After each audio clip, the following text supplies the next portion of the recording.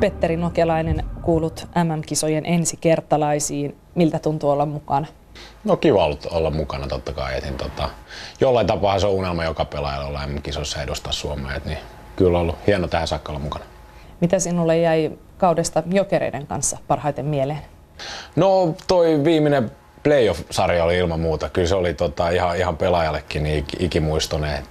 Tosi hyvää lätkää ja yleisö oli mukana. Ei 7 peliä vielä. Ainut tietysti mikä niin harmittaa, niin jäi voittamatta se 7. peli. Mut kaikin puoli hieno sarja, hieno lopetuskaudelle.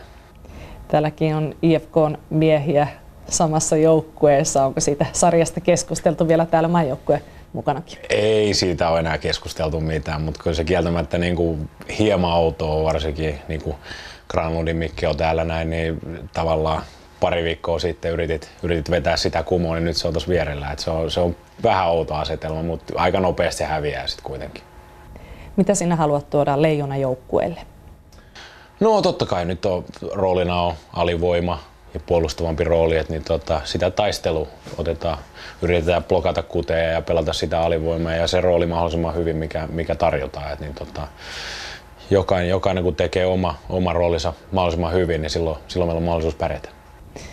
Olet ehtinyt tutustua ammattilaisen arkeen myös Pohjois-Amerikassa. New York, Boston, Anaheim, Phoenix.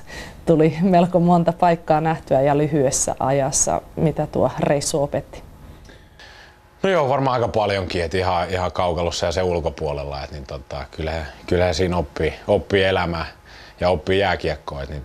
Opettavaiset 5 vuotta ja niin kuin sanoit, niin monta paikkaa, ehkä vähän liiakin monta, mutta siinä on se raadollinen puoli kanssa, että milloin ei tiedä, milloin tulee kaupatuksi tai milloin maisema vaihtuu, mutta opettavainen ehdottomasti.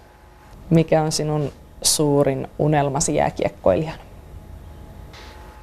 Suurin unelma on varmaan Stanley Cup. Toni Lappeenrannasta kysyy, harrastatko muuta urheilua kuin jääkiekkoa ja jos niin, mitä? Aika lailla kaiken näköistä, ihan mikä vaan maa toimii. Tennistä kesäsi paljon ja futista, ihan lajasta laitaa tulee pelattua kaikkia pallopelejä. Pallo hallussa? No en tiedä onko se hallussa, mutta ainakin koitetaan paljon.